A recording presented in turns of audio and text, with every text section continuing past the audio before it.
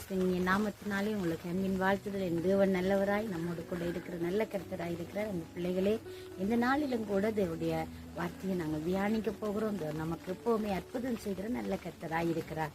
ஏசாயாவின் தீர்க்க தரிசன புஸ்தகம் 41வது அதிகாரம் 10வது வசனம் சொல்கிறது, நீ பயப்படாதே, நான் உன்னோடு கூட இருக்கிறேன். திகையாதே, நான் உன் தேவன், நான் உன்னை பலப்படுத்தி உனக்கு சகாயம் பண்ணுவேன். என் நீதியின் வழக்கரத்தினால் உன்னை தாங்குவேன் என்று சொல்லி கர்த்தருடைய வார்த்தை சொல்கிறது. பிரியமானவர்களே, இந்த நாளிலும் கூட கர்த்தர் நம்மோடு கூட இருந்து தம்முடைய கரங்களினாலே நம்மளை நடத்துகிற நல்ல தெய்வமாய் இருக்கிறார். நானும் நீங்களும் நம்முடைய வாழ்க்கையில எந்த பயங்களுக்கு முகம் கொடுத்தாலும் அந்த பயத்தில் இருந்து நம்மளை தப்புவிக்கத்தக்கதாக, நம்மை விடுவிக்கத்தக்கதாக நமக்கு உதவி செய்கிற நல்ல ஆண்டவர் நம்மோடு கூட எப்பவுமே இருக்கிறவராய் இருக்கிறார். எனக்கு அன்பானவர்களே, இந்த இடத்திலே ஏசாயா தீர்க்கதரிசி தம்முடைய மக்களை குறித்து அவர் சொல்லுகிற காரியமானது, அந்த மக்களுடைய வாழ்க்கையில பலதரப்பட்டதான பயங்கள் இருந்தது, அவர்களுடைய அடிமைத்தனங்கள் இருந்தது, அவர்களை அடிமைப்படுத்தினார்கள், அவருடைய வாழ்க்கையில எதிர்பார்த்த காரியங்கள் நடக்காமல் போயிருக்கிறது.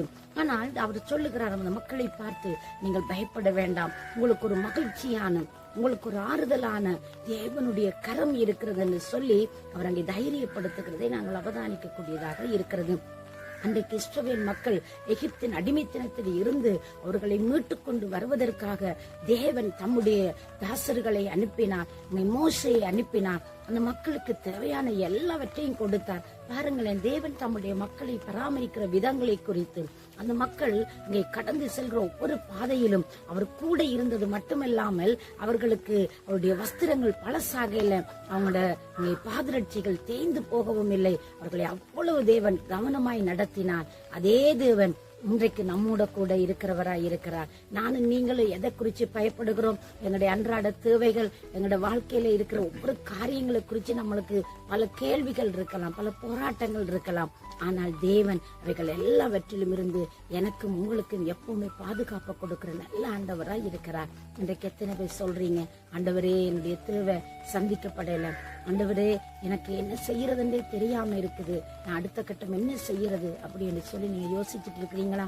பயப்படாதீங்க, தேவனுடைய நீதியின் கரம் உங்களை தாங்கி நடத்தும். நீங்க செல்லும் வழிகளுக்கு கூடாக தேவன் அந்த பாதைகளில் எல்லாம் உங்களோடு பயணிப்பார், உங்களுடைய காரியங்களை வாய்க்க பண்ணி கொடுப்பார். அவருடைய அன்பும் அவருடைய தயவும் வழிநடத்தலும் எப்பவுமே உங்களோடு கூட இருக்கும். எதை குறிச்சும் கவலைப்படாம எப்போது எல்லாவற்றுக்காக தேவனை மகிமைப்படுத்துங்க, தேவனை ஸ்தோத்தரிச்சு பாருங்களேன். தேவன் அந்த காரியங்கள் உங்களுக்கு கைகூடி வர பண்ணுவார். அவருடைய கரம் உங்களோடு இருக்கிறபடினா உங்களுக்கு அவர் காரியத்தை வாய்க்க பண்ணுவார். இந்த நேரத்தில் நான் உங்களுக்காக ஜெபிக்கட்டுமா? பரிசுத்தம் நிறைந்த நல்ல ஆண்டவரே, இயேசுவின் நாமத்தினாலே நம்முடைய பிள்ளைகளுடைய வாழ்க்கையில் ஒரு நன்மை நடக்கட்டும். இவர்களை கனம் பண்ணுங்கப்பா. இவருடைய சகல காரியத்தில் உங்களுடைய கனம் இருப்பதை அவங்க உணரட்டுக்கும் தகப்பனே. உங்களை மகிமை ஆண்டவரை இவருடைய வாழ்க்கையில உங்களை மகிமைப்படுத்தத்தக்கதாக நீங்க வெளிப்படுங்க, காத்துக்கொள்ளுங்க, ஆசீர்வதிங்க. இயேசுவின் நாமத்தில் ஜெபிக்கிறோம் உங்க ஜீவோட நல்ல பிதாவே, ஆமென். தேவன் தாமே நிறைவாய் ஆசீர்வதிப்பார்.